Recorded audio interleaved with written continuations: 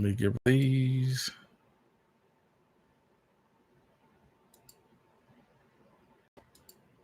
All these notifications, and also let me turn my phone down.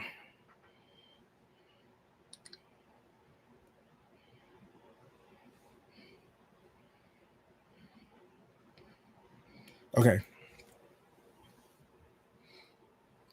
I wanted to talk about it was something in the comments. I can't remember who was asking a question about, does it matter between expensive gear and inexpensive gear?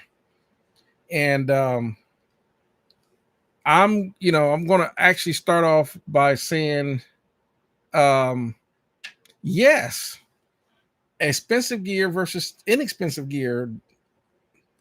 um the biggest difference um is really build quality, and in some instances tone quality and a lot of other things.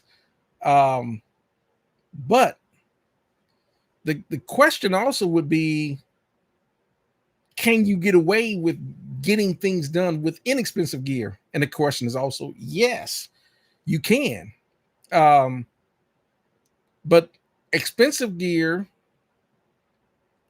will usually, what makes expensive gear for the most part would be, for the most part, build quality and everything else. That's, in other words, you can have a $200 preamp and a $3,000 preamp. They're going to do the same job. But as far as the quality and the build quality and everything else, that's where people usually run into the problem. Not necessarily, you know, so forth. There go my neighbor. I can hear my neighbor. I don't know if y'all can hear that. I got some weird neighbors. Like right now, she's out there revving that bike up, but it's always broke. It's raining.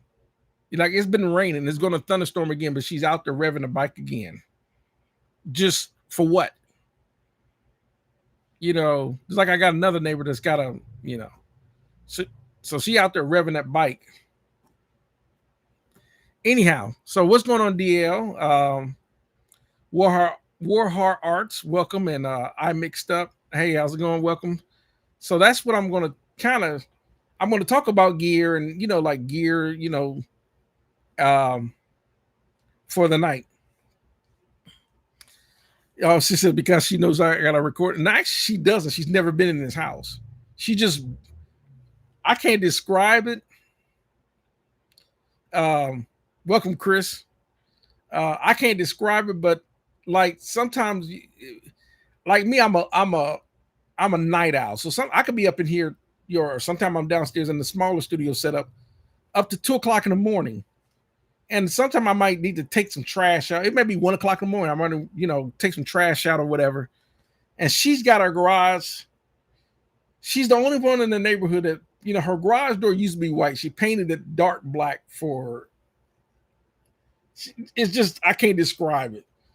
But now it's raining. It's literally raining outside. And it's been thunderstorming and raining all day. I live in Tennessee. It's raining. And she's out there revving the bike up. Like, for what? But anyhow, moving on. So welcome. You said Warheart says my neighbors are like that too. We all have a neighbor. Everyone, I don't care if you live in, neighborhood, you live in a house, an apartment. It's always one neighbor you look at like, that person, he or she is weird. So I'm no exception. So Chris says, I'm saving up for that SSL 4000. I got you. So like, I just laugh because she's out there revving a bike now, but it's broke. She'll just start it, rev it, but I've seen it where it won't make it down the block. It's so like, why don't you take it to a bike shop and have them fix it? But anyhow, moving on. So expensive gear versus inexpensive gear, because I got a combination of both. I'm sure some of y'all probably have some expensive gear. Maybe y'all have some inexpensive gear.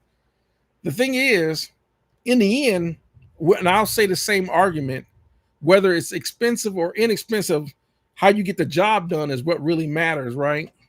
But in some instances, when you do have expensive gear, really the biggest difference really is just build quality. And a lot of times, the better the quality, the longer, um, the longer, because it's a better quality, it'll usually last longer, you know. Um, and that was the reason why, Behringer got the bad rap, even though there are other companies that made low quality, like Personas. Some of their gear could be low quality. Um, it's not just Behringer.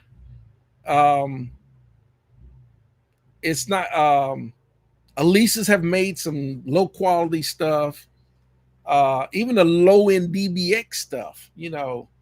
I got a DBX compressor down. That broke. It just when you turn it on, all the lights just stay light. They don't, won't do anything. It just, So Warhart said Breakinger. It's just like, but um it's like anything else. There is, expensive gear, and it's another thing is, do you have to have it? And not really. Because it's kind of, let's say you buy a $3,000 compressor or $3,000 preamp or whatever, it breaks. The cost to fix it can be, versus let's say you bought a $200 preamp. A lot of times the cost to fix a $200 preamp, you can probably buy another $200 preamp because it was only $200. That's if it's getting the job done. But a lot of times they'll tell you also, when you're dealing with cheap gears, because cheaper gear usually will, you're subject to have more problems like noise and uncontrollable noise, like ground loops or whatever, broken, the knobs break easy and stuff like that. So welcome everybody. Genuine music experience. Oh, it says I've been eyeballing a used Allen Heath GS3. Snatch it up if it's, snatch it up if you can. Welcome Spawn. And oh yeah, Warhorse says get it, change. Yeah. So it's kind of like one thing I can say, like I used to use these Personas. I just stopped using like Personas interfaces.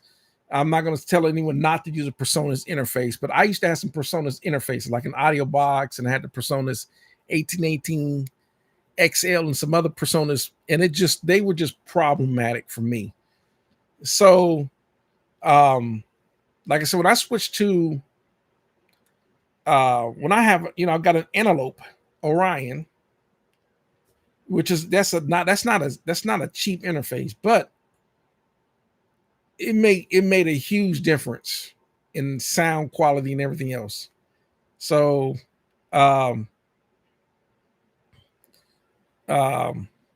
welcome man at work. Yeah, I'm doing great. We're just talking about expensive gear versus inexpensive gear. So and also I had the Behringer, like I had the I still got some Behringer interfaces, but I also switched to the mark of the unicorn, the Motus. Like I have the Motu 24 AI and so forth in my rack downstairs. And I also have some Motu 896 HDs down here. And those are some rock solid interfaces. They really are. That also makes a difference. It's the same thing. I was down there with testing out more studio monitors. That's why I ended up getting these Callies. And now I'm, I'm really eyeballing my eyes on some of these Dynaudios. So those aren't cheap monitors, like the Dynaudios, like the LYD 48s. Those are still $1,200 a piece. But like I said, when you hear more expensive gear, you kind of go, yeah, I kind of see, compared to like maybe a couple of $100 monitors or whatever. So, and I am not advocating that you have to go and spend $3,000 on studio monitors, or whatever. You don't have to. But I will say, what's another way I can explain it too? Like, I guess I used to use these point and shoot cameras. This before I got really heavy into photography, right? I used to do, these, couple $100 point and shoot cameras, digital cameras. But when I start switching over to the Canon and the Nikon and having, strobes and flashes and really high quality lenses and stuff like that, the photo detail started coming out tremendously better. I would say, what's another way I can describe it? People that's been watching this channel for the longest, right? What can I say? I would say something like, people know I've been using this webcam when I was doing this live stream. And then a few months ago, I was down and I bought this. It's called Famaco. I think it's Famaco or Famaco. It's a 4K streaming camera. And everyone, with the lighting on, everyone, you can immediately see the difference in the quality of the video. It's a more expensive camera, right, than that webcam. So I would say, if you have inexpensive gear and you want to kind of up your quality, then, leaning to a more expensive, higher quality gear will be a step in the right direction. Spawn says, they talking about which interface. He says, I have the Antelope Orion. Yeah, I have. That's what I've been using. And it's the Gen 3, but I'm really looking at the Gen 4. I'm like, but the Gen 3's been working. So now,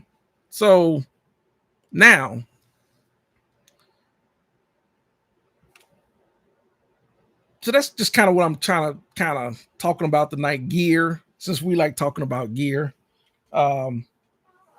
I didn't get a chance to do a video. I was going to do a production video this week. I'm actually putting together a music production, because some people like to say we always talk about gear and they want to talk about music production. And I'm probably going to talk about, I need to do some videos on that as well. So, and I'll say this too, just because I talk about one subject in like my live stream doesn't mean that has to be the focal point of the live stream. We could talk about the music industry. We could talk about record contracts. We could talk about publishing. We could talk about, so. Okay, let's see. Let me see what Genuine Music Experience says. You see, ours right. For my research, GL and GS is a step above the only reason was because I have. Okay, gotcha. And I think maybe okay, I see what you're saying. Okay. And the response says, I have the 3-way Dynaudio LYD4. Okay, yeah, I listened to those. And I was like, yeah, I definitely like those Dynaudio. Because it was like either the Dynaudio or looking at the Atom A8AAHs. Then I was also looking at the Dynaudio Core 47s. Those are about $2,200 a piece. I haven't got a chance to listen to those yet, but I'm definitely looking forward, toward the Dynaudio. So y'all will see them soon, and I think I'll be very happy with the Dynaudios. Even though I like the Callies a lot. But you're gonna see the Dynaudios. Because the speakers that I really want, they're out of my price range right now. Maybe maybe I might get lucky and find a good deal, but those would be the ATC SCM 25As, which would be perfect for this room. But I ain't got that kind of ATC money. So, you know, um, so let me see. Deal says I have a Gen 3 Focusrite Scarlett 18i20 and had the opportunity using Apollo Twin for 200 Thunderbolt interface. I really almost bought it, but didn't. Was that I would say for the Focusrite Scarlett 18i, I wouldn't say. I don't think you would. I don't think you would have noticed anything in the converters between that Apollo Twin and that Scarlett. I don't think you would have. The Focusrite Scarlett is an actually good interface. So the ones that I've had didn't have very good luck. What was like the Focusrite 2i2s. For some odd reason, the preamps in those seem to just go out for some odd reason. And that was probably the first couple of 2i2s. But because I don't really use small count interfaces like that because they just don't have enough channel count for me. So I kind of moved away from that. I needed something with way more channel count. That's why I moved to the Antelope and the the Motus, the Mark of the Unicorns, the channel count. So Spawn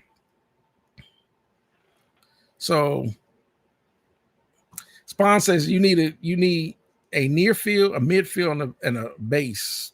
I do have a sub in the corner, and I also do have like I said with the Callies, I was running the Truce. I also have my 305s, but like I said, I decided let me go down here and start listening to some three ways because I want to really hear what was going on in the mid-range area. And I just went down there and listened to some more studio monitors, and I listened to the Atoms. I listened to some of the Focal Trios. I was like the Focal Trios, but like I said, the Focal Trios they're pricey. And then I looked at the Dyne Audio. I said, man, I really like the Dyne Audios. So as far as a midfield, this room, I don't have room for midfields. So everything's near field. So let's see. But for my mains, I don't have them now, but JBL one. Okay, gotcha. Let's see. Genuine music experiences. I'm never going back to non-coaxial speakers personally. Also, the ADA conversion is very crucial point to make it right. I went with the Army, which is also a good audio interface. I never had an Army. Like I said, I went from using those Personas and stuff like that to the Antelope, and I'm very happy with the Antelope Orion and the Mark of the Unicorns, the Motu. So that's just me. Let me see what else. I don't mind. Right. And then let's see, I also added sub too, but I was also against it, but it just makes sense even more.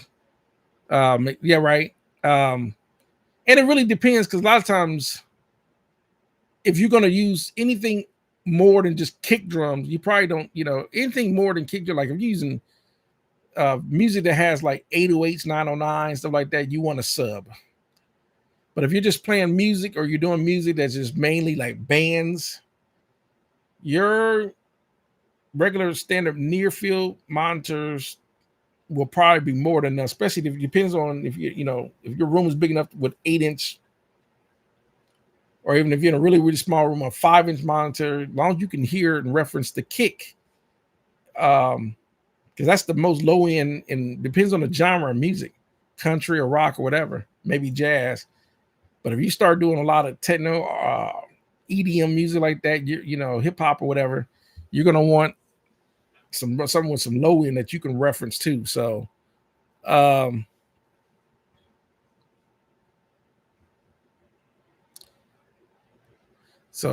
yeah, I see everyone says I had the Motu, the Focus Sector, yes, and should on paper be par with the Army.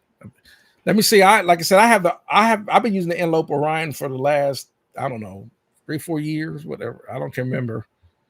I'm very happy with it. So, and Oh yes, like I said, I had the marketing unicorn out of the A9, the A9, 896 HDs, and I also have, like I said, the Antelope Orion. It's Gen 3.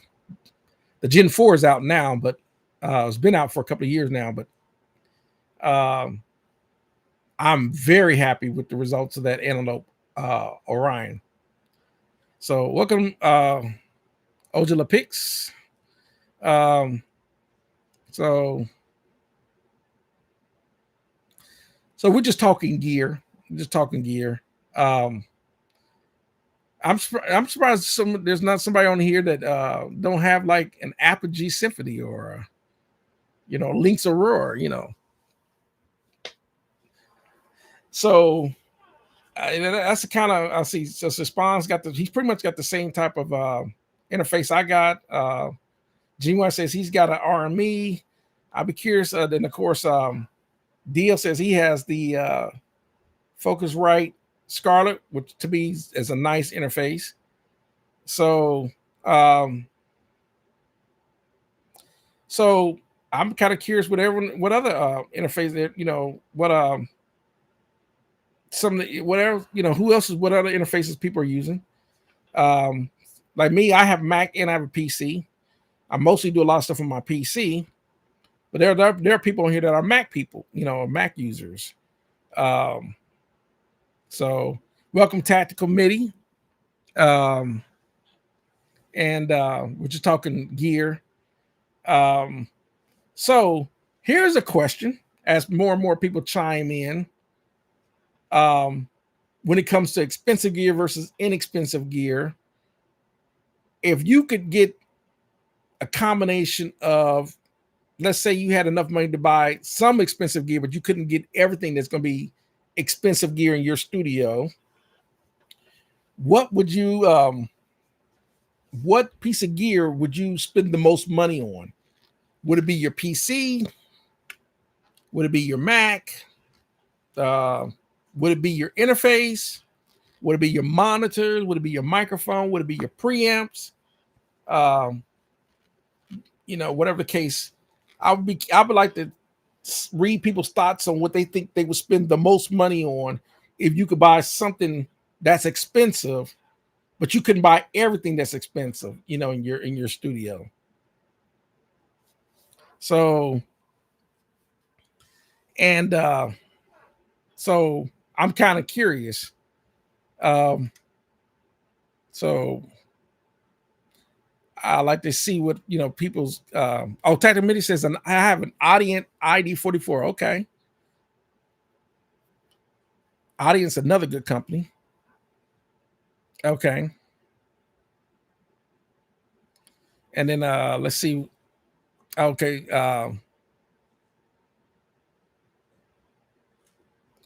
okay, say I got you. Okay, let me see if we're coming to the comments. Okay.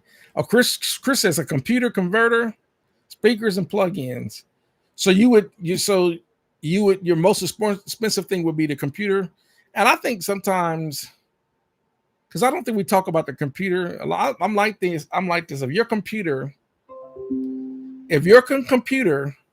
can at least handle the processing, because especially with you got your computer trying to do the DAW, you got plugins going. That computer is also trying to do the sound card. It's also trying to do the video card. It's doing a lot of processing. So, but a lot of times we don't, some people talk about the new Mac with the M4 chip and stuff like that. I don't think we talk about computers enough, but and then of course converter. Yeah, I would say definitely having a good converter. Get it, But then some people say monitors, because some say no matter what you do, if you don't have good monitoring, you got to be able to hear what you're doing. I've heard that. She said, I've heard people say, well, the converter is one of the most important things in the studio. Then I've heard people say, well, no, room acoustic treatment is one of the most important things in the room. You hear so many. So I'm just kind of curious on that. So Spawn says, so you want outboard gear. Like, do I want, yeah, some people don't want outboard gear, believe it or not. Some people are perfectly happy with plugins. I like plugins because I think one thing, plugins are because they're one of the most affordable things to get out of everything is plugins because it's software. And then Warhol Art said microphones. Your microphones. Okay.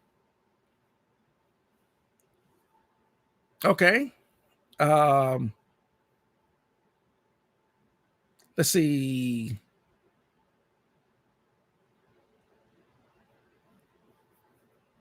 Okay, so okay, Gene still on the console. Gotcha. Okay, so Tech Committee says from my recently found experience, my monitoring system and my conversion, the computer is necessary. Gotcha. So a good monitoring system, a good converter, and a good computer. Yeah, okay.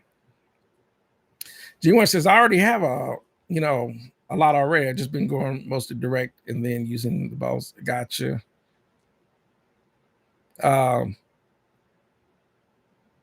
Chris says rumor treatment. I agree. Then tactical says we need a computer working with any right. Unless you're going to tape. And then worse is or a digital recorder, right? Which they say one of the best digital recorders out there for the studio would be the IS radar system. Like me, I have the Alesis HD, the 24 HD hard disk records 24 track. So, but I've also had some Alesis 8-ats too. So I ain't turned them jokers on in a long time. So, okay, let's see. Dio says, should you be turning your stereo VST patches into mono out of sync for mixing? What is correct to build your track? Split the left or right, or pan in the middle? Well, I'm gonna say this. There are certain instruments that I'll say this when it comes to mono versus stereo. There are certain instruments that definitely do not have to be stereo. Like for example, if you have a drum set, your kick can be on one channel, but sometimes it depends on if if you're miking a real drum set and you want to hear the there are some engineers that will put 2 or 3, 4 microphones and they want to hear and balance those 3 or 4 microphones on a kick drum. So those might take up the 3 or 4 channels. It really depends. Because they'll have a kick in, they'll have a microphone closer to the beater, the skin, the heads of the drum inside of the drum. They'll have a kick on microphone outside, and that'd be on a separate channel. It depends. They might have a couple of microphones on the outside. Some might use that like a, I don't know, D112 and maybe a 47. It really depends. Toms, you can get away with just the mono channel toms because the drummers, most of the time, most drummers where they're emphasizing playing the most, they play the most is they mostly play the hi-hat, snare, and kick. So usually the hi-hat, snare, and kick is where you want to get right, sounding right. Because every now and then, they might do some drum fills. A lot of times you can put a tom, it can be mono, and it can be pan left. And then you can have the middle tom if they have a middle tom. Some drummers only use a high tom and a floor tom. And if they use a high tom, that might be pan left, and then maybe the floor tom pan right. So, it's kind of like when you go, it's kind of like so they go like do do do do do do. It's kind of like that, you're do do do do do do do do do do do do to get that effect. So that's how you would kind of pan do do do do do. It's kind of like that. So it's but where you want to get stereos, like especially guitars, um, keyboard patches, because a lot of keyboard patches, the way to patch the sound, and maybe some of the string sounds or keyboard sound might have a little oscillating is effect that gives it the ambience, or what's the way I can describe it?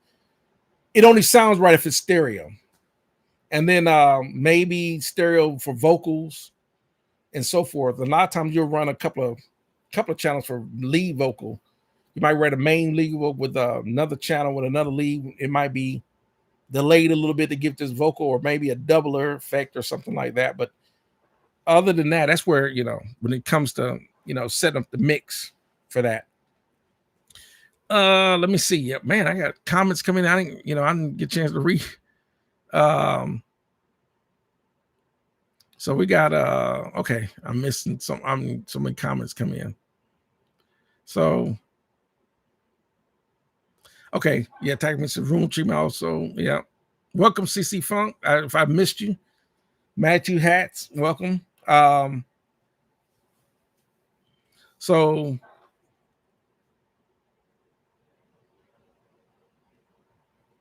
it's the worst. That's why I said mics are expensive to mic up a drum set. You might want 14 mics. And yeah, it's sometimes I've seen people when they mic up drum, they'll mic the snare, the kick, and a pair of overheads. And but I don't think when you're gonna mic a drum set, I don't know if the overhead's gonna really capture the toms.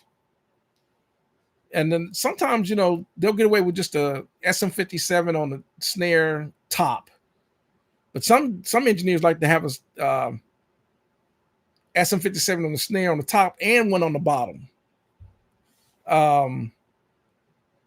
It also depends on the sound of the snare, the kit itself. How the kit is tuned. Because a Yamaha custom drum sounds totally different than like a DW or a Ludwig or a Thomas set or a Pearl set. Zildjian cymbals sound different than Pasty cymbals. Pasty cymbals sound better than Sabians. Even the sticks they're using, so all that matters, and then all that matters within the room that you're miking the drums in. That matters too. So that's why I say acoustic treatment. So it's a lot of factors to drums. So and where the drums are in the room, whether it's low ceiling carpeted room's going to give the drums a more deader sound than if you're in a 2-story 24-foot open live room. The drums are going to sound, then they'll place room mics to capture, and then they might throw with the drums, they might throw another speaker in a chamber room and mic that to capture the sound of the drums, and that blend that. You'll be amazed how big they can make these drums sound in these mixes with all the, what they're doing in the studio. So and so I think Spawn, I think he was just asking, I think he was asking mainly, should you do stuff in mono versus stereo? I think he was really more like, when should you mono versus when you should stereo? So, and let's see, we got some more. I got a lot of comments. I missed so many comments.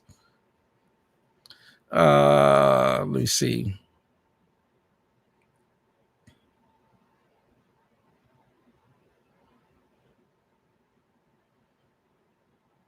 Choice of drum tree. Oh yeah. Okay.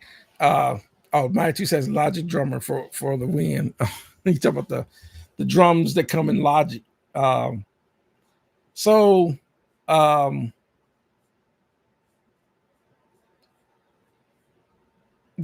well, I've changed my focus. What I was trying to get back to. I was trying to get back into the expensive gear versus inexpensive gear, but I lost my focus now, my thoughts. So now, well, here's another question. Then here's another question. Um, I was talking about. I think I did a video on consoles and stuff like that. Matthew says we're talking mics tonight. That's like, well, we're talking gear, so mics can be in the equation because we can't talk about microphones.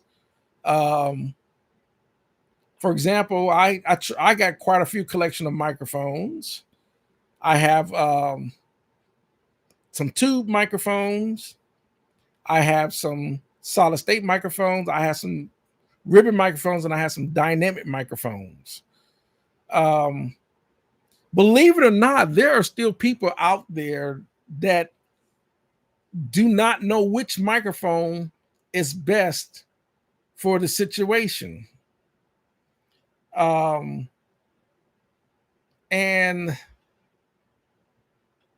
I would say when it comes to these microphones, you really have to learn the sound of the microphone, because then a lot of times when you really learn the sound of your microphone, you then will learn what works best, what sounds good, especially on a vocalist or an instrument or whatever the case. For me, like for example, I like to use tube microphones for the most part for vocals. Simply for me, tube microphones tend to give the vocalist more warmth. Let's when we talk about preamps as an example, because that's the next step in the signal flow, right? When it comes to microphone, is going through some sort of preamp, because microphones are low-level signals, right? They are low. Most people don't know. That's why they call it mic level. Then you got line level. And line level is basically a hotter signal, right? It's a hotter. Well, mics usually need a preamp to boost it to line level. What gives the mic and the preamp that magic is how good that microphone sounds, and the preamp is going to amplify how good that mic sounds. A really good microphone preamp will make a good microphone sound really good. Now, there are people that gotten away with a good high-end microphone on a cheap preamp. It's almost like you're muffling a good quality microphone with a okay preamp. A high quality preamp with a good microsonic microphone. Now, if you have a high-end preamp with an okay microphone, it's just going to amplify an okay sounding microphone.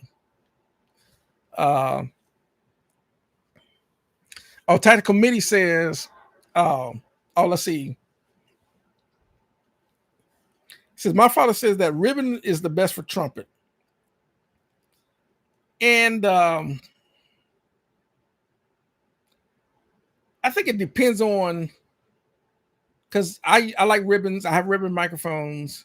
I like ribbon microphones on guitar cabinets. Especially where you place them. Microphones, you got to be careful with ribbon microphones because trumpets are extremely loud. And the reason I know that is I'm a trumpet player. And you really have to be careful with a trumpet blowing across a ribbon, because ribbons are delicate. And so you really have to be careful the way a ribbon is placed in front of a trumpet. Because I'm a trumpet player. That's what I played in marching band and concert band, as a trumpet. And we're loud. Of course, the second loudest instrument in the band would be trombones and baritones. But trumpets, we're loud. So it really depends. When you're going to get those ribbons in front of a trumpet, you got to really be careful with ribbons. Same thing when you place it in front of a guitar cabinet. You gotta be careful with ribbons. I also like to run an SM58 or SM57 in front of a guitar cabinet.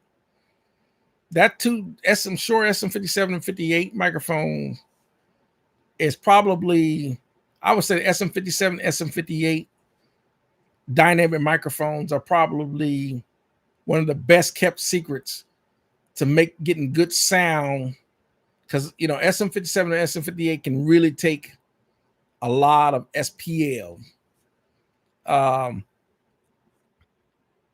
So let's see. Warhart says I have a mic locker like John Wick's weapon collection. Advertising main course. Yeah, microphones are, I probably don't have, I probably got about 40 microphones. Some people probably on this channel probably got 100, 200, 300 microphones. I got about 40. So I do. So are there any fans of the Machine Micro in here? What is a better instrument, the MPC one or the Machine? Like I said, I don't know about the Machine. I do have MPC. I don't have the MPC one, but I do have MPC. So I'm not gonna go there with that. Let me see.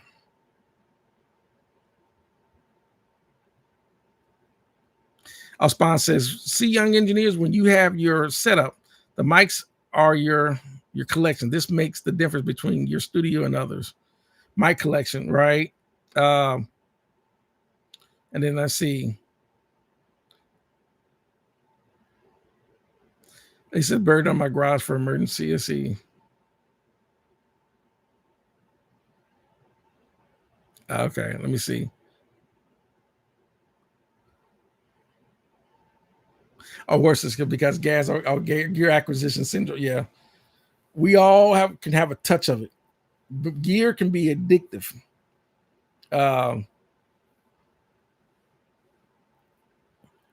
Oh yeah, Spawn says Beyonce, Whitney Houston. Well, I don't know if Whitney Houston's coming back, but but I get it. We get it. High end clients because of what what gear you have. Yeah, and it's here's the thing. I'm gonna play a little bit of devil's advocate. You can have a person that has a DAW and be a whiz at it, and they can have their whole collection of FabFilter or acoustic audio plugins or whatever the case, some really nice microphones, maybe a couple nice preamps or whatever, and everything's could be VST instruments. And a lot of times, if the person's good, you can't tell the difference between them using that setup or actually a band and whatever the case.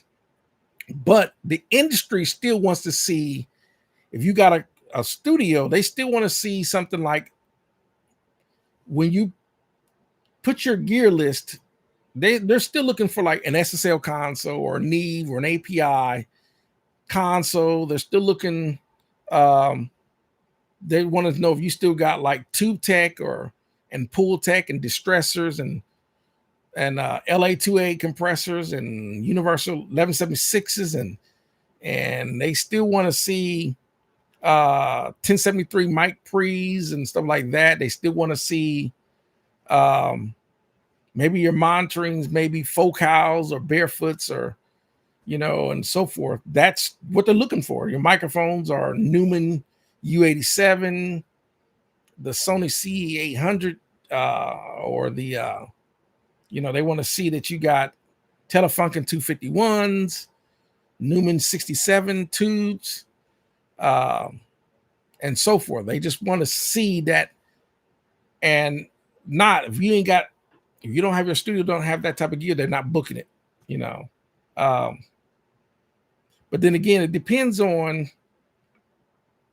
It really depends. Some people don't have none of that.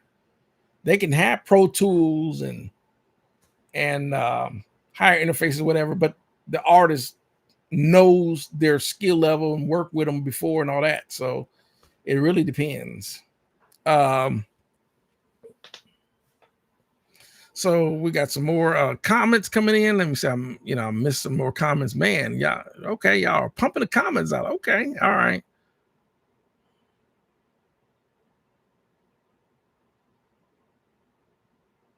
Oh, Sadil says, are people saying that you should run your instrument through hardware gear like preamps right around. How much a difference does it make in any product? Like for me, I don't run on my keyboard, Stu. Uh, I don't run like my keyboard stuff like that through preamps. I don't. I don't need. I don't see the need to. Um, some people do. I don't. So, but then War says many preamps have an instrument input for a reason. Rockport Tigger, what's going on? Welcome, Mr. Showtime. Do you like bright mics like the 800G? No, for me, they have a purpose. Like I have some 251 type of microphones. There are brighter microphone, but I like I have they're more like the C12, the AKG C12. It's a tube microphone. They're a little bit darker sound, a little bit warmer sounding. But it really I'm listening to the vocalist, especially if the vocalist is a brighter sounding vocalist. I don't need to have a bright sounding mic on a bright sounding vocalist. Or if the instruments are really like acoustic guitar, I'm not going to use a bright, because acoustic instruments like an acoustic guitar tend to be bright, especially if they have really bright sounding strings or whatever. But it really depends on it really depends on what I'm recording. So let's see, Rockport Tigger. I have the 57. It's great. Yeah, I do. I have a few 57s and a few SM58s. If you're good, you can make an album off a laptop. And that, believe it or not, that's actually true. You actually can. The man ever says my mic liker is substantial. Let's see. Well, let me see. Man, y'all done. Let's see. I'm still reading. There's so many more comments than there go my neighbor with that bike. My neighbor with the bike.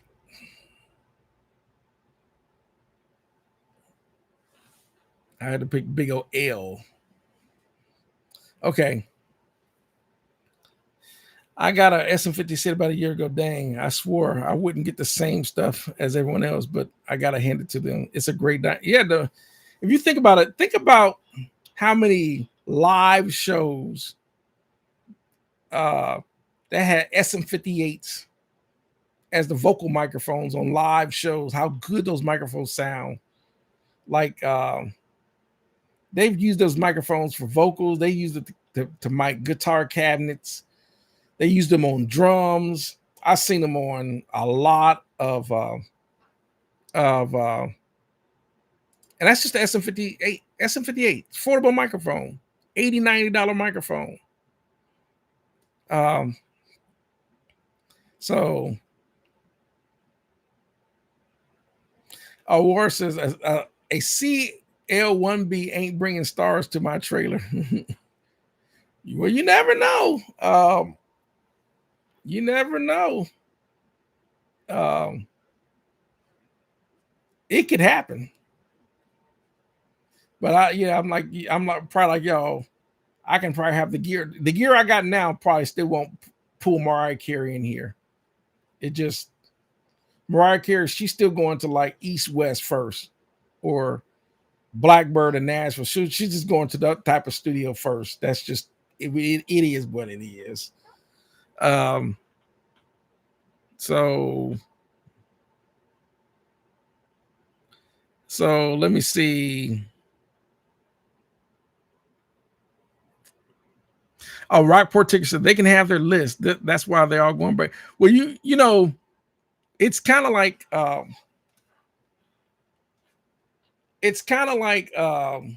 what's the word I'm saying? I think people in the business don't understand that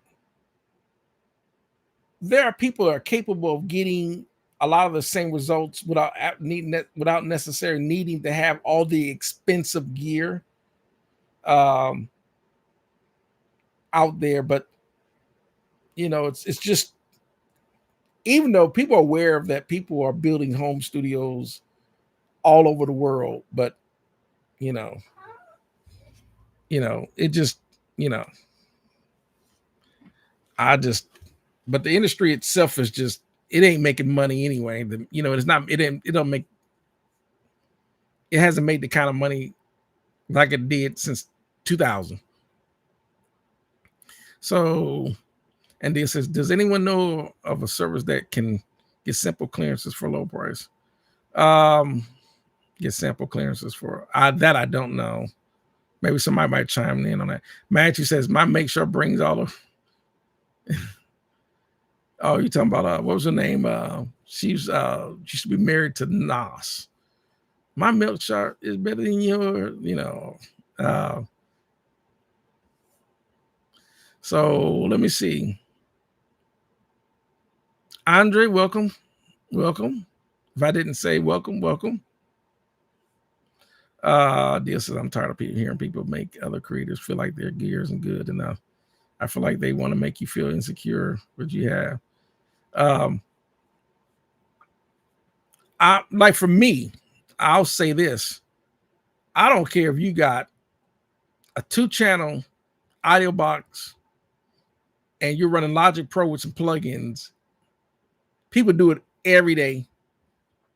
And I've heard numerous results with very minimum setups like that. So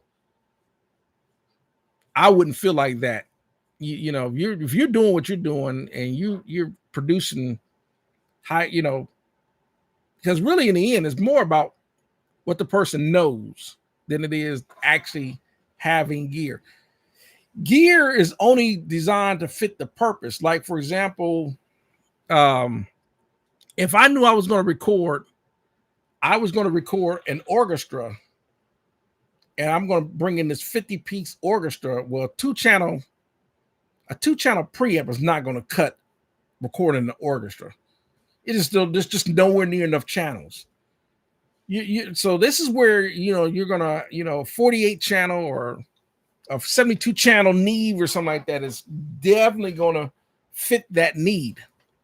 But if I'm just recording my own personal projects and I only record 1 or 2 things at a time, I layer, let's say I program all my drums and then after I'm going to come back and lay my bass.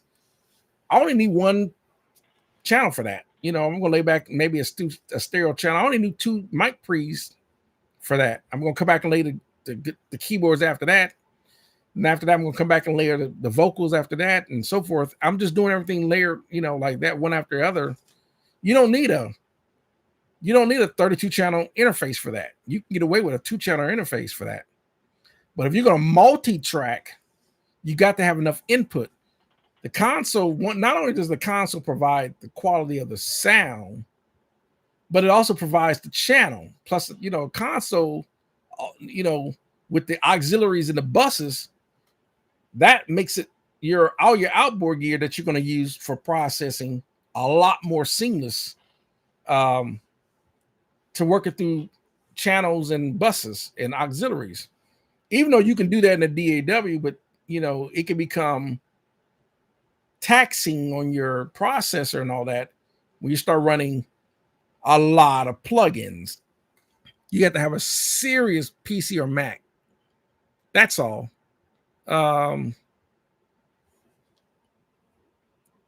So let me see. So let me go back to, let me see. I missed some more.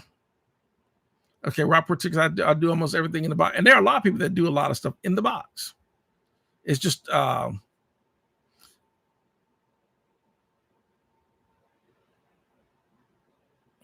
okay. Yeah, we said when we compare them, of course, between wine bottles, it only matters to us, right? I agree. Chaplin Co. Or is it Chaplin Company? So what do you think? What do you think of cheap stuff that works good? It becomes your sound. But I noticed it sounds different on different platforms. Once again, and I guess it's kind of like it's almost like cheap versus inexpensive. Like for example, expensive. Like you can buy expensive gear, an expensive piece of gear would be like a Fairchild, right? If you buy the Unfairchild, which is basically a Fairchild clone, and it's about a third of the price, that would be more considered more inexpensive because it doesn't cost as much, and pretty much can give you pretty much the same Fairchild compressor sound. Same thing with clones. Clones are considered inexpensive pieces of gear compared to what they're cloning. So versus something that's just cheap,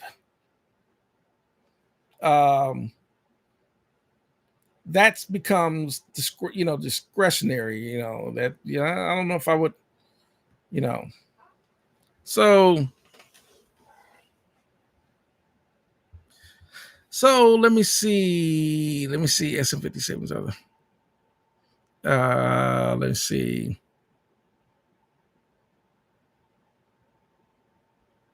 Okay, gotcha. Alan Parsons was the first to make a DDD CD. Billions of players even a year. Let's see. Okay.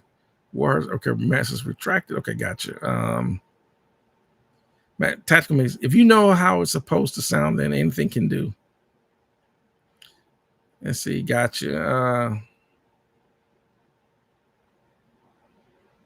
Live Sakai going on a scoff at a SM58 money per hour. Let's see. Okay.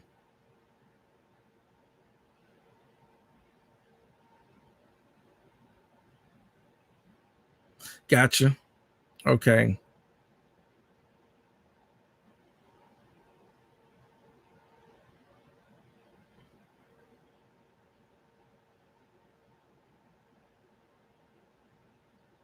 Okay. Um, so the premise video, like I said, for tonight's topic was expensive gear versus inexpensive gear. Does it make a difference? And I will say this really, technically, expensive gear, sometimes some expensive gear is just expensive because they want to charge that. Some expensive gear doesn't need to be expensive. Like, for example, $300,000 on a Fairchild. That Fairchild, I know people say that's the holy grail of compressors, but it do not need to be $300,000. Sometimes people will price gouge and charge stuff just to see if people will pay it. I think that's what was going on with some of these companies, like some of the stuff like API or Neve or SSL, where some of their stuff was so expensive because of their name. And I think finally SSL, out of the stuff they were making for the longest, I think SSL finally put out a product that's, it's a high-end piece of gear that's actually reasonably priced. And that's that new SSL 4000 channel strip they just put out. It's about $19.99, which for SSL's name is actually reasonable compared to a lot of stuff they've been putting out that's, like that.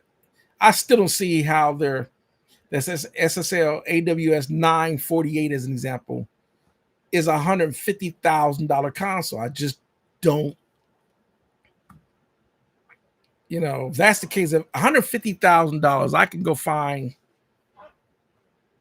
probably an SSL 4000 console used for about 30 grand and spend another 30 grand getting recapped and commissioned. And, for $60,000, if I'm going to spend that kind of money, I'm just going to get an actual SSL console and actually have the EQ and the dynamics and the automation and everything else before I spend $150,000 on the SSL AWS. That's just me. That's like, I don't see why anybody would buy that SSL Oracle. I don't think that's going to sell. They just. So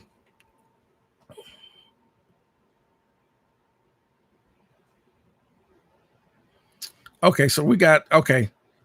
We just got some going back and forth comments. Gotcha. Okay. Oh, Matthew says clones will get you close. We live in the age of clones and plugins. You know, it's kind of like you think about it. We've been doing music, recording through an audio interface with the interface going into a hard drive in a PC or Mac. A lot of people have actually forgotten what it sounds like to go through a console and actually to an actual tape. It's almost think of an old car with a carburetor. We've been driving fuel injecting cars for so long now. Most people don't even miss a carbureted car. A carbureted car, would only be because that's a nostalgic thing. That's a niche thing. Some people might have a carbureted car because they purposely are looking to have a carbureted car. It's not because it's the thing. So let me see.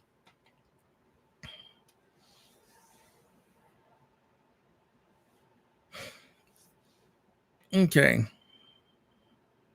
Okay, let's see.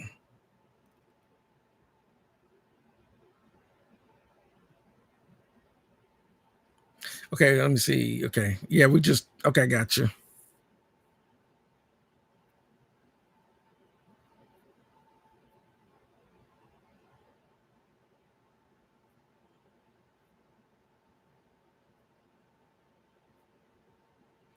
Okay, so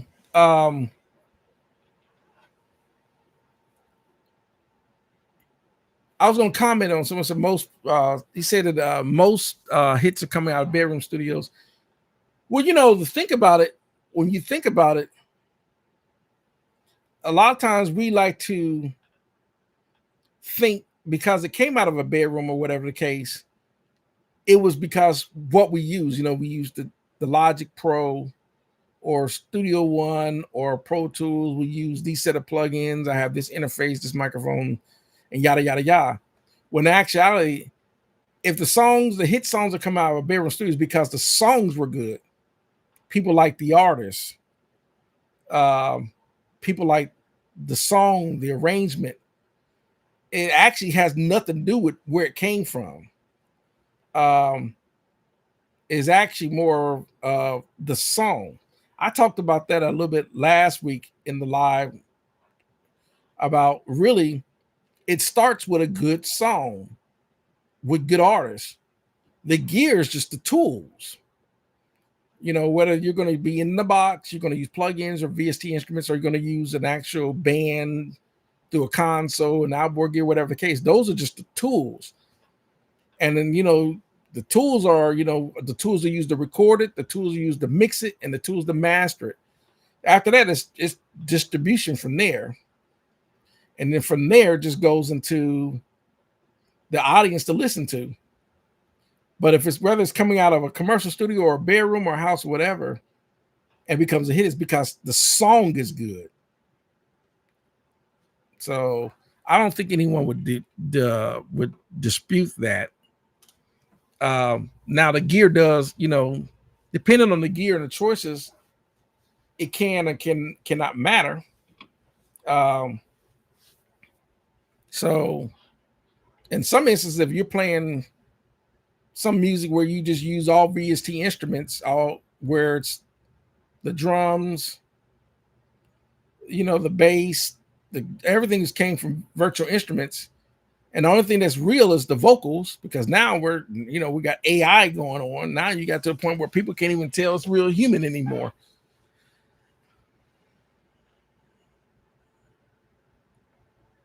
Oh, Rockport Ticket said, I would buy an Oracle used 3 years from now.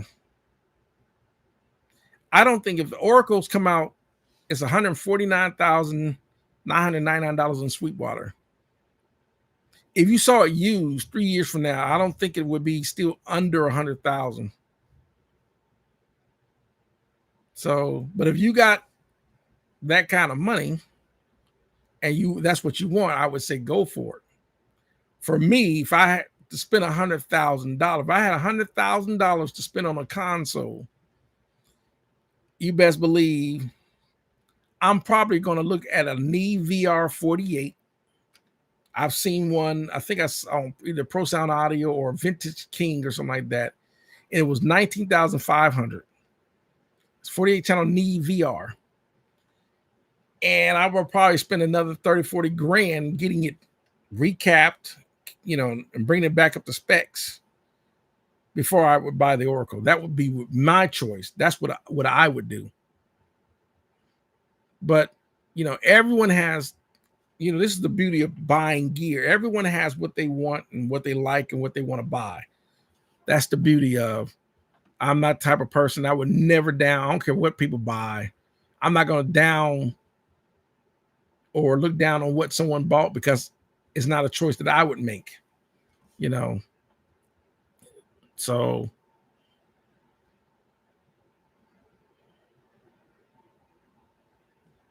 let's see.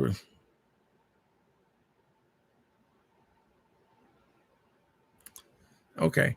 And so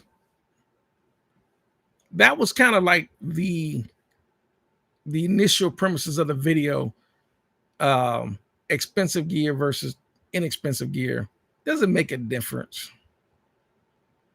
And it's kind of like, it's almost like a bait and switch. It's almost like it's so subjective. It really is subjective to and now personally for me, if my bank account was like the Joneses, yes, you best believe I'm probably going to have actual Pultec EQs and, an actual Neve console or whatever, an SSL console. I'm going to have ATCs, speakers. I might even have a Studer 800 tape machine, just who knows, whatever the case. If my pockets were that deep. Some people would sit there and say, well, why would you need all that? For me, it's a sonic character to that kind of gear that I'm looking for.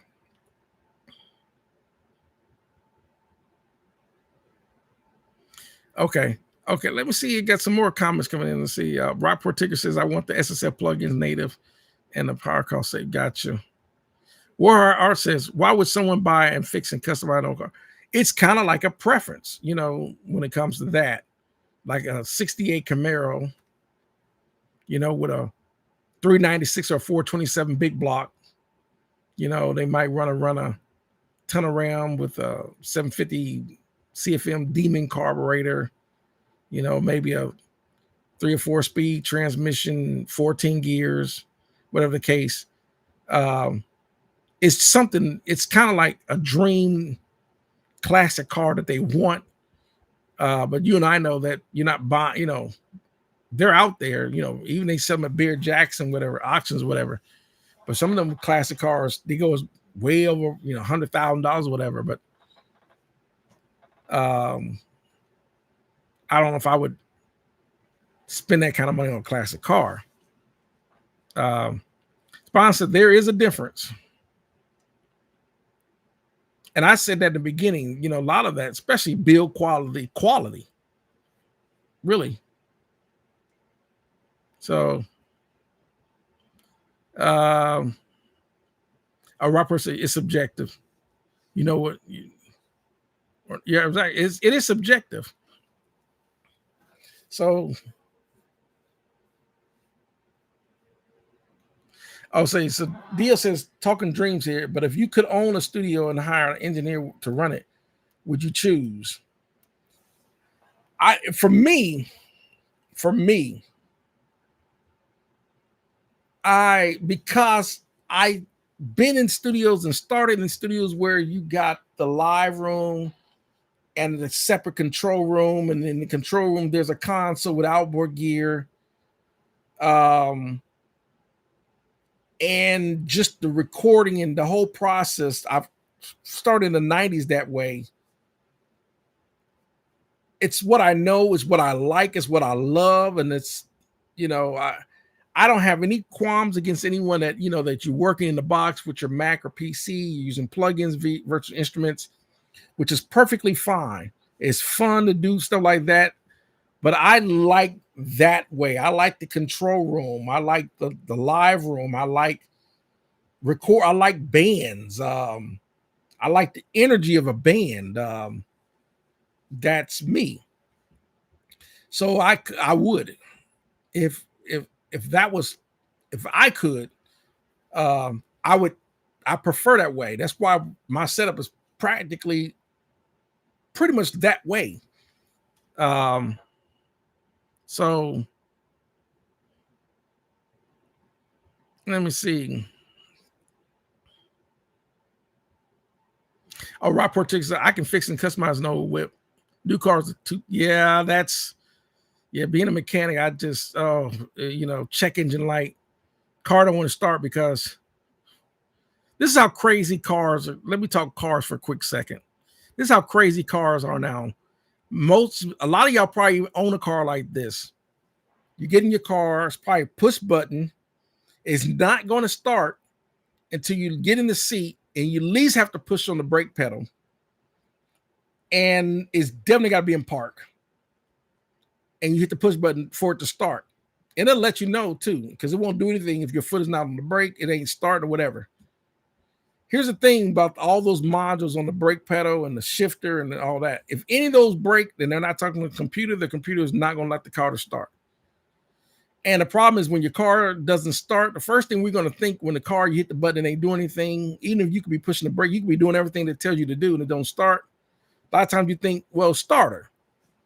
Well, a lot of times the computer is controlling the voltage that's going to the starter relay that does not allow it to start, because either the shift, which is a shift control module in the shifter, or the module in the brake pedal, or the module in the push button has failed. And simply buying a code reader or trying to go to AutoZone or Riley's get your codes read won't tell you, because those are just code readers.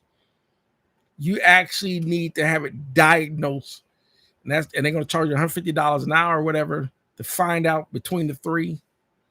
And versus an old Chevy, 68 Chevy with just a regular key cylinder, all it has is just a little relay. That's it. Start right up. You got compression, you got voltage, you got fuel. It's going to start. Even though the new cars got all the, they got all the amenities, they get navigation, heated seats, folding mirrors, they got, tilt memory seats, loaded, they're loaded, soft closing doors, all these amenities. I can hit the button in my trunk. I can hit the button in my trunk. My Lexus is like that. It's got all these, it's nice, but good night. It's, so, Robert said, building my own studio and run it. Why would I hire someone to run? Well, some people, there are a lot of people that have studios they still have engineer, like even Prince. Believe it or not, if you ever watch the stories of Prince would go to the studio. He would spend years in Sunset Sound, and he could record. He did everything himself, but he still had engineers. He had Sylvia Massey as his engineer. He had Peggy as an engineer. I forget her last name. There's another engineer he had. He would actually have engineers, because a lot of times, he was the artist, but he was also an engineer. He could mix and record, and but a lot of times it helps. If you're in the live room, you can't run into the control room and monitor everything when you're in the live room recording yourself. So, but because some people that have studios, they're also artists, and they create their own music. So that's so they probably want to have an engineer to help them.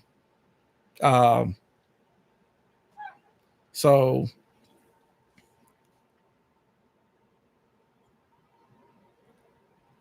okay, let me see. Oh, Robert said, if I can't fix it, I won't buy it.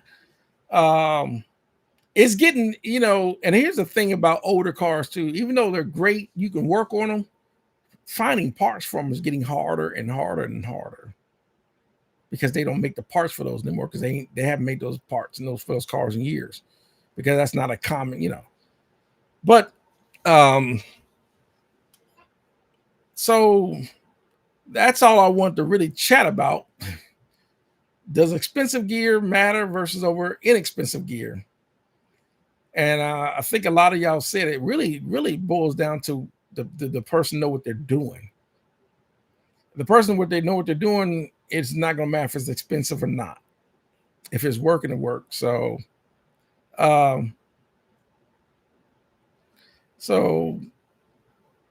let's see where it says most of the time I don't like a mix. I don't like if I don't like a mix, it's a matter of taste and mixing, not a matter of what compressor. Right. Yeah, because it really takes some time to really, really understand, to really hear the difference between like a FET compressor versus a VCA versus an opto compressor. You really have to train your ears to hear that compression. Let's see, Rockport Texas. I have an 02 F250 and a 95 STS. Oh, Caddy. That's plenty of parts. The 95 STS, I think the only thing with Caddies that was problematic was those North Star 32 valve V8s. They were known for head gasket failures. On the 02 F250, I don't know if it's a dually, I don't know if it's diesel. Some of those six, I think it's a 6.7 diesel, turbo diesel on those F250s. Unless you got the F250 with the 5.4 Triton, or maybe the 4.6, but I think the F250, if you got the gas in, was a 5.4 Triton. The problem with the 5.4 Triton was the spark plug issues blowing out, or breaking in those F250s. So you just got to kind of be careful with that, because those are no fun. They have a tool made especially when the spark plugs break. So that was kind of the premise for the live chat tonight. I think someone mentioned earlier, I thought I was trying to get back to microphones. I think we start talking about microphones for a second. So, I guess we got into dynamic mic versus condenser mics.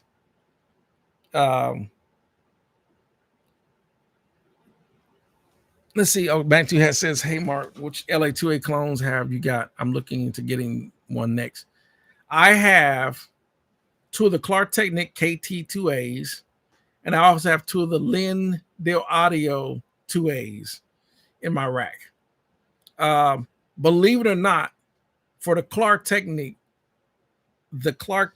KT2As actually are really good, affordable LA2A clones. But if you got the money to dish out, they're about $400, $399 a piece. Look at the Lindale Audio 2As. So Lindale Audio is a really good company, and those are some really nice LA2A clones. They're affordable. So I would say that unless you really want to save your pennies and buy the STEM Audio LA2A clones, I think the STEM Audios are still running about $999 for the STEM Audio 2A clones. If you can really get one of them, you'll be doing really well with one of them clones. So, Rockport says, my STS was Motor Trend Car of the Year. Now I have those issues, and the F250 is international. 7.3, okay, diesel got, okay, 7.3, and now I got you. Yeah, that was the thing with the STS is, had they fixed the port issues on those engines um, it was something with the cooling system, the way the engine was designed, they weren't that was those North Stars were blowing head gaskets. So that's why I was leery, because I actually like those body style caddies. Now I have a '06 CTS and it has the 3.6 in it. And the only really issue you got to be careful with those CTSs is the timing chain. Or you got to watch on those. But other than that, Warhard says I sold my AKG 314. Okay. I think we were talking, I think it was Man Network was saying something about the AKG 214s that he didn't like. And like for me, I wouldn't probably wouldn't get the AKG 214. If I was going to get an AKG, I would look more like the AKG C414. So are there levels of return in investment with gear? Does one piece sound 5% better than another add up? Like 10% quality pieces of gear add up track that sounds 50%. I would say out of all your gear that's going to shine out of anything, you're really pulling hairs between EQs and compressors. But where you're going to really notice it is in microphones and preamps. That's where I would say, if you're going to work, between having a piece of expensive gear that's going to make a difference in your recording, out of everything, would be microphones and preamps. Compressors can be, because compressors are kind of like subjective, because not, for example, Bob Clearmountain likes the 1178, which is basically a stereo 1176, versus one of CLA's favorite compressors, the Blue Stripe. He likes that on vocals. But if you go to I would use Andy Wallace likes an LA2A on vocals. Dave Pensado likes an LA2A, and then of course, we go into Michael Breyer likes parallel compression. He likes to run 1176 into an LA2A. He was known to do that, when he was up there in Electric Lady, studios. So it really depends on the engineer. Now the vocal differences, really, you really pay attention to the references of these different vocals coming out, because also other factors, some, like for example, Electric Lady, they were running through an SSL console, and or CLA was running through an SSL console, or Penn Dave Pensado being at Larrabee running it through a SSL console. But if they went to East West, they have Neve consoles in there, and so forth. So that's going to matter, and also the microphone that they chose to use, which is going to matter. And then, then if they're going to use the EQ on the console, that's going to matter. If they're going to use the EQ, an outboard EQ like a GML, like GML stands for George Massenberg or something like that. I forget who GML, or they're going to use the MAG, the MAG or the MAG. So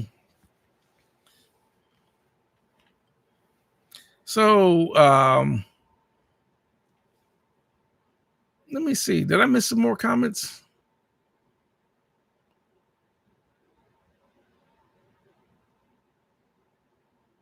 Oh, it says, what do I think about the new Mode 2? I hadn't got a chance to look at it yet. Warhard says, we're looking at a used truck. We're looking at used trucks on Tuesday. Okay. I would say if you can, they're not, because trucks can be, right now, trucks, they 80, 100,000 without, which makes no sense to me why trucks are that expensive. If I was going to get a truck, I'd probably be looking at like a Toyota Tundra. But that's just me.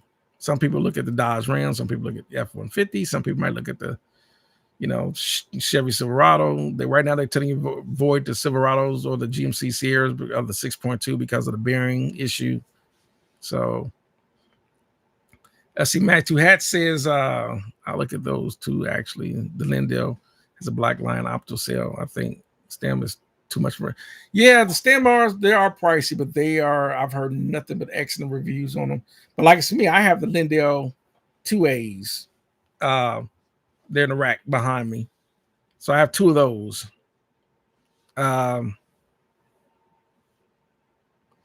Warhorse says gears are like plug-in. Does more help? And it's kind of like, really, you can have one plug-in, one compressor, one EQ, one reverb compressor, whether it's or EQ, whatever, plug-in, or one piece of gear. Eventually you're going to want to change out and try a different compressor or different EQ or whatever. So having a lot of choices is all that is. It's just choices. That's why you always hear it's like having a paintbrush of different colors for the palette.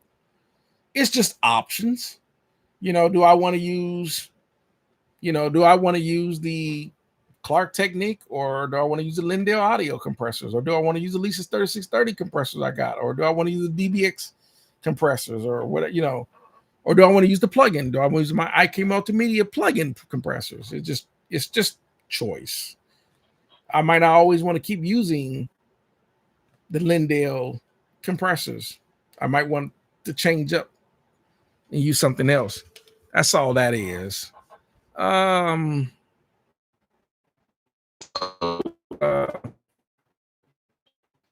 got a lot of comments.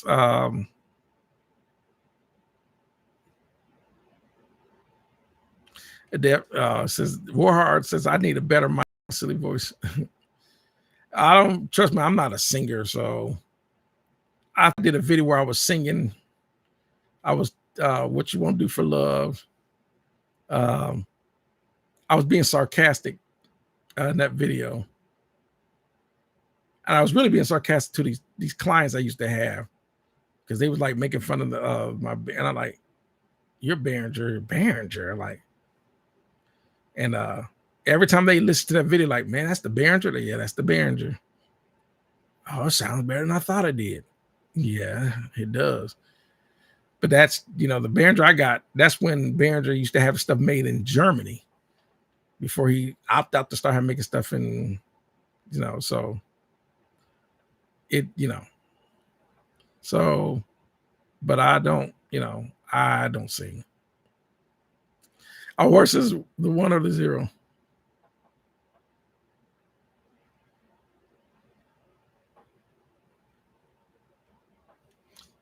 Oh, got an error message popped up. Error. More than one ingestion is using the primary URL. Send one stream to primary. Okay. I don't know if the video failed but can y'all still see me? Okay. I don't know because I got an error message, so I don't know if it's still recording. It might have failed out. So, still here. Okay. Y'all still see me. Okay. I got an error message. So yeah. Okay. I don't know. It just popped up as error message, something about the URL. Okay. URL stands for Unified Request, but that's, but anyhow, we're about to end the live stream anyway. So going back to, I got missed a couple of comments before I end it. Let's see. Sponsor, I said it before, there are no rules. Yeah, there isn't. That says Matthew said, actually, Mark, your voice is quite, I appreciate it.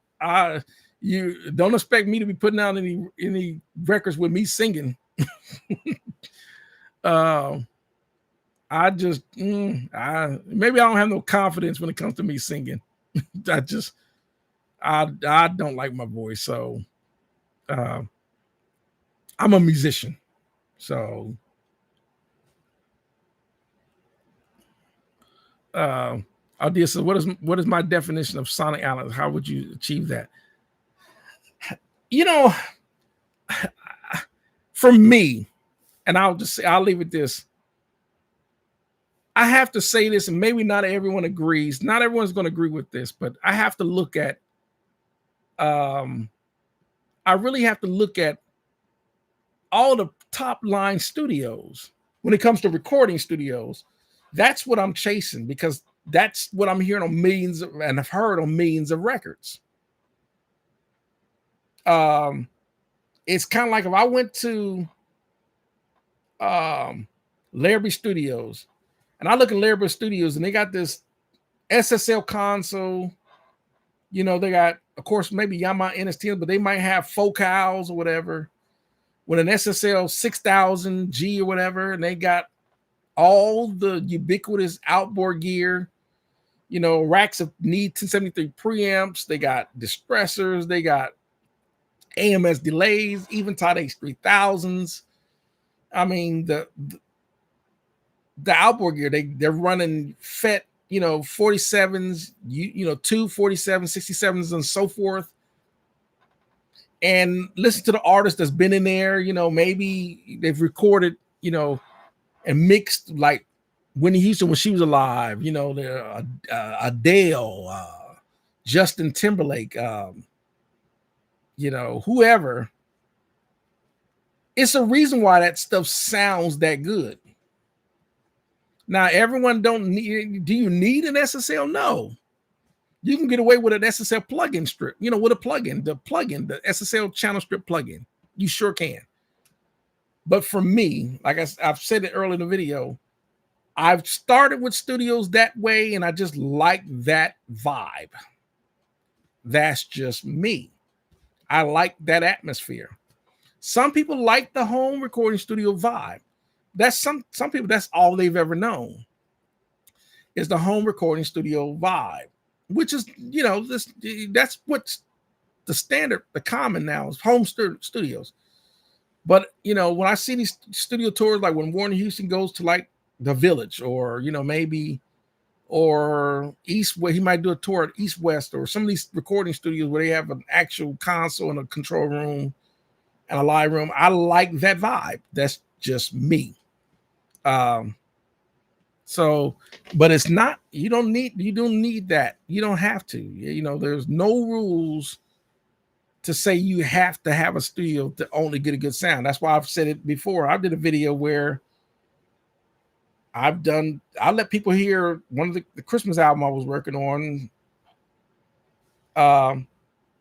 with Alan Heath, and the gear I got to hear is done in this room. But if I had the choice to have a control room in the, you know, the traditional, I prefer that, but I don't have that kind of money for that, you know. So oh yeah, Matthew said, don't forget all the 90s records that came out of multi-million dollar. Yeah, it's just, that's what I mean. It's just you know, I'm not saying you have to be in a multi-million dollar studio, but it's kind of like, it's a reason why those, you know, when I listen to, you know, whether Borderline by Madonna comes on or a Michael Jackson Thriller, or, you know, maybe AC/DC's Back in Black, or I'm listening to, you know, Journey, or I'm listening to Earth, Wind and Fire, or, you know, Freddie Jackson or Luther Vandross records or whatever, you know, thousands of artists that used to go to a studio that had the console with and recorded the tape and used outboard gear. That's when I listen to it, you know. So okay, we said Warhorse's Balance. It's at the source. Yeah, I got, yep. Creature on Environment, yep.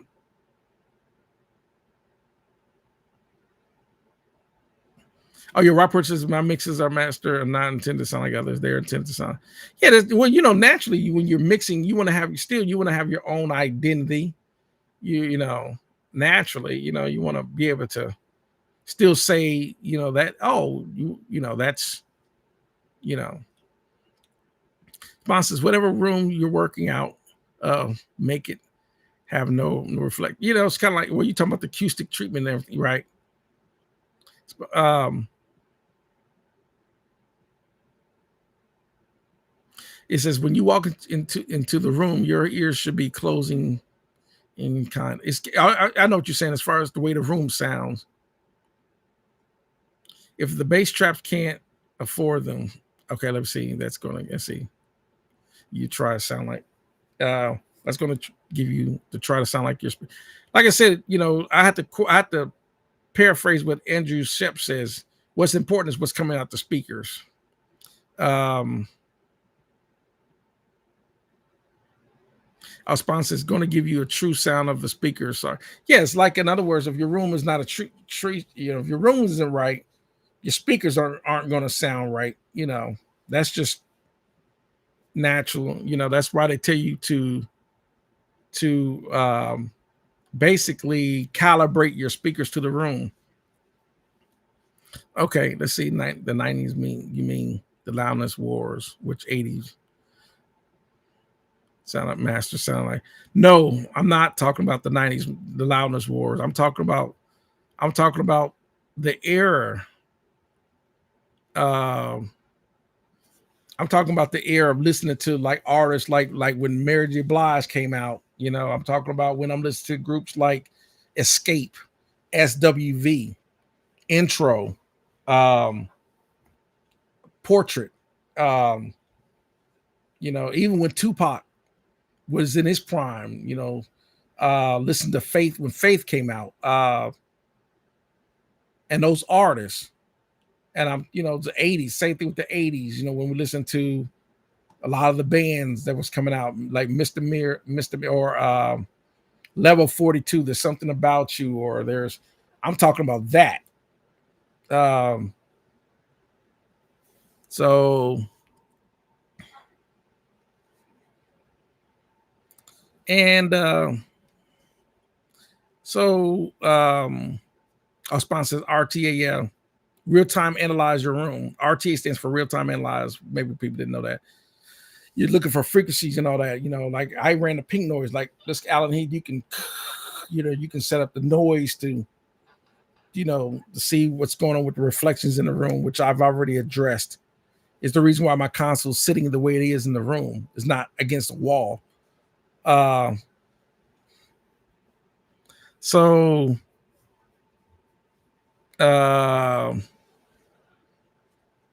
Dia said that's what I'm talking about. Yeah, because I think Rob Portega said the loudest words. I'm like, no, I wasn't. Even though Andrew Shep said they believe he's a mixing. He won the loudness wars. I'm like, I don't get the point of being loud. I want to be able to hear the quality of the music. I want to hear the quality of the music. I don't really, because if I want something louder, I just turn the volume up.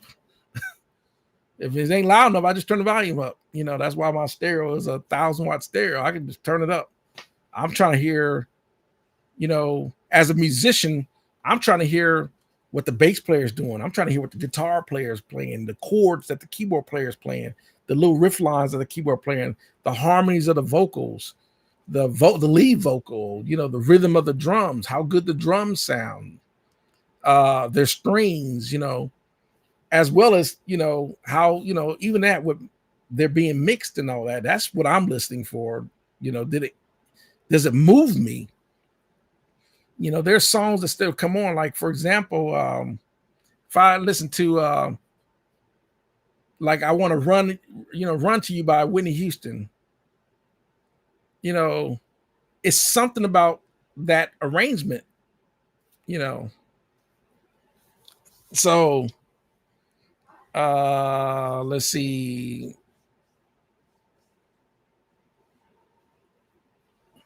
Okay, so I got let's see, okay. I must have missed some comments. Let's see.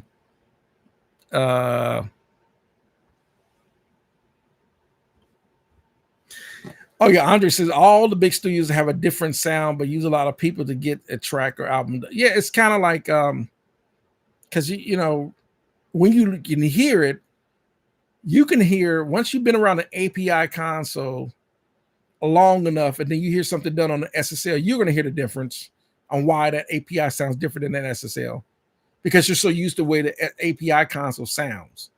And SSL is going to sound different. Then, of course, you know, you get an SSL console and they run it through a Neve. That's going to sound different. You know, like a Neve, vintage Neve 8038 is going to sound different than a Veneer VR.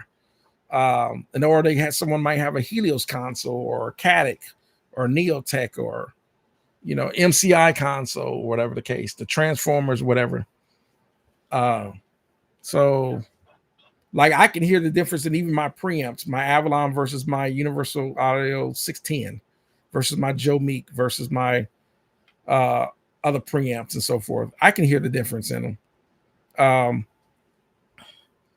So here's another fact that's not thought about, like a lot of, you know, that's never thought about either. Your hearing is going to change as you get older. Believe it or not.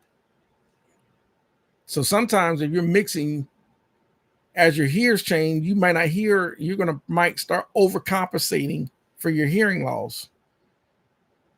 And so, but anyhow,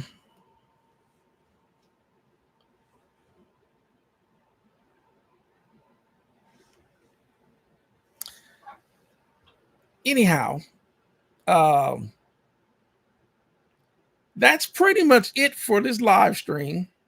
I just wanted to talk a little bit about expensive gear versus inexpensive gear for tonight.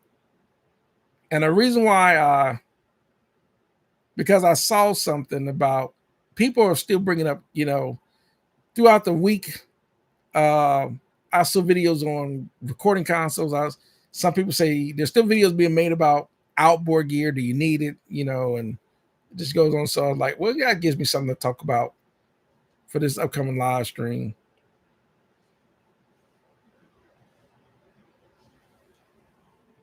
So, oh yeah, everyone is just, you know, yeah, you got, you know, Maddie Two Hats and War, you know, you got Spawn, yeah, and everyone's okay, gotcha. So, and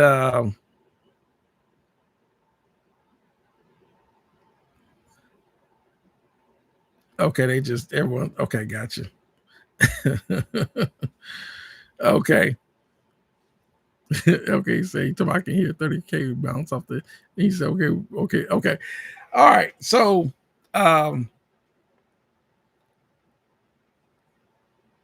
let me see. Okay, I gotta make a note to talk about microphones next week for sure. Because I think someone's like, you're gonna talk about microphones and you still don't talk about microphones. So I gotta make a note to talk about microphones. So everybody's okay. Anyhow, it's 9 p.m. Central Time, which I'm on. Yeah, Rockford said, yes, Mike's too. Yeah, I know. So I'm going to talk about microphones. I'm going to get on my microphones and I'm going to talk. I'm going to address microphones. And he said, Mike just said, well, yeah, we want to talk mics, but I always talk car. You know, my thing is I always try to use cars as an analogy, but I forget some people here don't even know about cars. So I'm talking about microphones next week. I'm been a big old note before I even start the live stream. Mark, you said microphones. Because after I talk about microphones, the week after that, we're going to talk preamps. Because I'm going to go signal flow. Then after that, I'm going to talk about filters and EQs. Then after that, I want to talk about compressors. Then after that, I want to talk about the entire routing. Brock Portick said mics and motorcycles. So Yep, we're gonna talk about microphones. So, all righty. Oh, the Matthew said, then we all talk women. Hey, ain't nothing wrong with that either. I got my J-Lo picture hanging right there. And so anyhow, all right. So that's gonna wrap it up for the night. And I appreciate everyone tuning in. And we'll do this again. All right, y'all have a great one. And if you're into football, I hope your team won. Other than that, that's gonna do it. That's gonna do it for the night, and we're gonna see y'all next time. All right, y'all stay good and keep making music, whatever your tools are. Keep making good music. All right, we'll see you next time.